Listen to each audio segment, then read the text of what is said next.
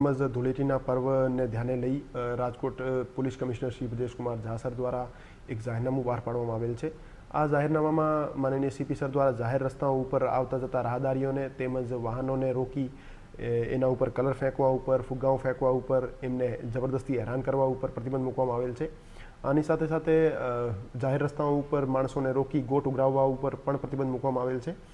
આની સાથે સાથે જાહેર રસ્તાઓ ઉપર ટ્રાફિકને અડચણરૂપ થાય એવા કોઈ પણ કૃત્ય અથવા બીજી કોઈ ન્યુસન્સ ક્રિએટ કરવા ઉપર પણ પ્રતિબંધ મૂકવામાં આવેલ છે। આની સાથે જાહેરનામામાં બીજી કોઈ કોમની લાગણી દુભાય એવા તમામ કૃત્યો ઉપર પણ પ્રતિબંધ મૂકવામાં આવેલ છે। જાહેરનામાનો ભંગ કરનાર માણસ વિરુદ્ધ BNSની કલમ 223 અને ગુજરાત પોલીસ એક્ટ હેઠળ કાર્યવાહી કરવામાં આવશે। અને હું આપ 100 શહેરવાસીઓને અપીલ કરવા માંગુ છું કે આપ કાયદાની મર્યાદામાં રહી પોતાની પરિવાર સાથે નશાથી દૂર રહી હોળી તેમજ ધૂળેટીનો પર્વ ઉજવો અને કાયદાને સન્માન આપો। રાજકોટનું જે રેસકોર્સ રિંગ રોડ છે ત્યાં લોકો સ્વયંભૂ પોતાની રીતે ધૂળેટી ઉજવતો છે, ક્યાંક તેમાં છેડતી થતી હોય તેવા આક્ષેપ આવે છે, શું કહેશો?